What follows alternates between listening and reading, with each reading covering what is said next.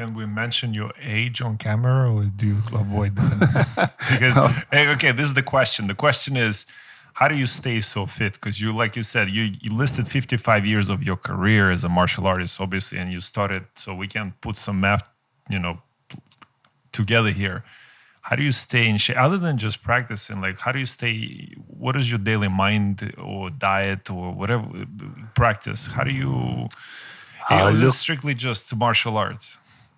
Look, I'm not. I'll be 68 in January, and I can still get in with the young ones. I think I'm smart enough to know what I shouldn't do. There's a lot of things that you get enticed in doing out of ego, or that you want to show. Yeah, well, I can still do this, and I can still kick somebody in the head, or whatever it might be. I believe I'm getting enough wisdom now to go, no, I don't need to do that anymore, I want longevity with what I do. I really want to be doing my arts in 20 years from now.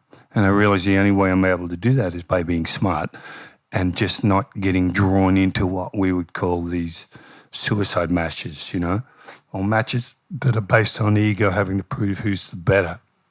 I love teaching, and I love being able to pass on my knowledge. And I also realize that if I just get in a ring and start moving around with gloves on with a 20-year-old, who out of ego wants to take my scalp, then there's going to be a price to pay for me, maybe for him. I actually can relate to this because that's the reason why I don't play basketball anymore. I'm not in the same age category as you are, but for the same reason I don't step on the court with a bunch of young guys because they still have something to prove, where I just want to go there and have fun kind of thing. Yeah, and enjoy it. Well, I still enjoy rolling and the grappling and everything else, but I'm reasonably choosy about who I'll wrestle with now. And, I've got a lot of friends that have been black belts a long time, and that's a totally safe environment for me. I know I can get on the mat and nobody's going to tweak each other's arms or try and screw your head off and everything. So that can be fun, and you can wrestle for a couple of hours on that basis. And again, the Machados have been incredible examples for me, at least in the grappling sense, that I often say with Jean-Jacques that my biggest rap for him, that in 26 years or whatever, I've wrestled him thousands of times and he's never hurt me once. And yet he's had complete control over me, and I think that's an amazing thing.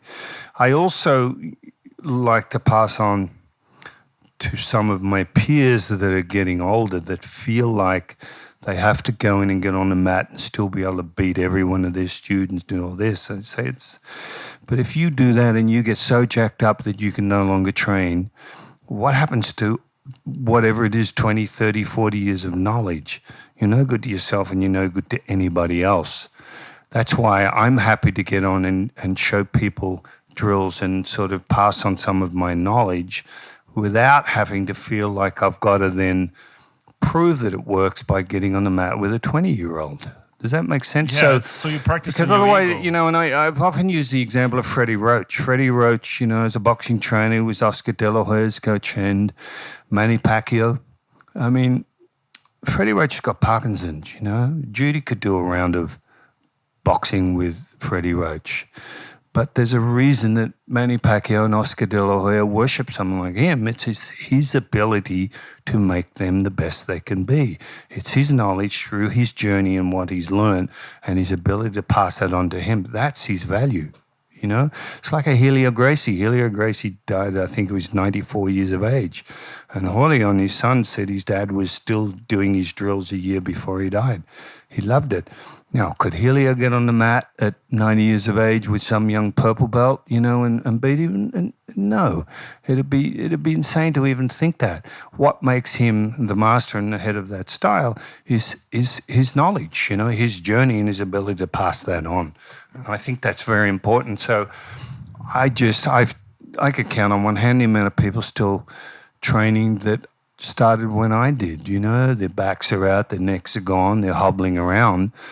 So I think it's very important to keep sight and be realistic about your age and what that produces. I mean, this business about being competitive, if you had a school, as an example, if I'm a 40-year-old and I start a martial arts school and I have 20-year-old students, being that we all keep training, age will dictate that at some stage they will beat you. Because when I'm 60, you know, they're 40. And when I'm 80, do you understand? And so there's a point that just becomes erroneous. They're going to beat you, you know, But isn't it sort of humbling for you as a master as well, that you actually taught your student well enough that now he can beat you?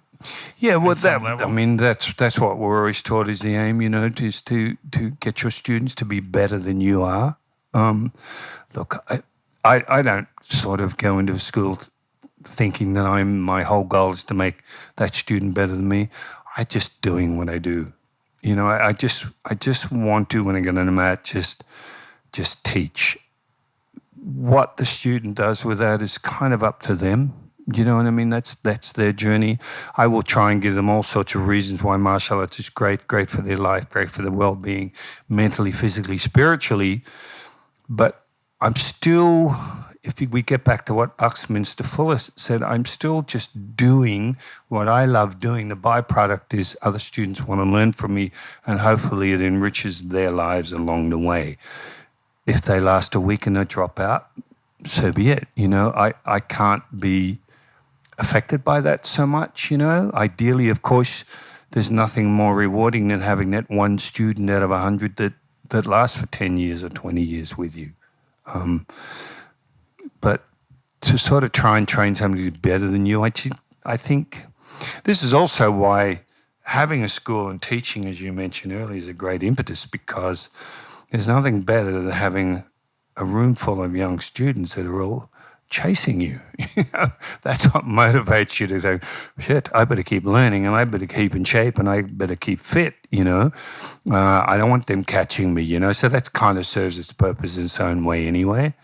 And you were talking about age. For me, I love weight training. You know, I've lifted weights since I was 11 years of age. Some of it because I was so skinny, you know. When I was small, I just wanted to build muscle, and I used to read Weeder magazines, you know, in the days of Arnold Schwarzenegger and all these people. And I just love the idea of lifting weights and actually building some muscle. I still weight train to this very day. I'm religious about it, not to be a bodybuilder, but as a supplement to my martial arts training. But I do know that has held my body in particularly good stead for the rigors of martial arts training. But again, my advice to anybody as they get older is just be consistent. You don't have to train like a maniac every day. Just do something.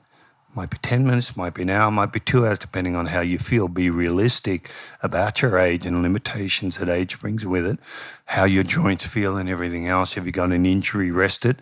Mind you, I'm the worst one for following my own advice, even though I tell any other student, if you got an injury, take some days off. I mean, we sort of tend to... But isn't that part of your job too? Like, especially now that you're kind of on the movie set, like you hurt yourself a little bit. The movie set doesn't wait for you, right? You gotta kind of... Well, movies are different. Movies, it's the old, the show must go on, Exactly. as they used to say on Broadway.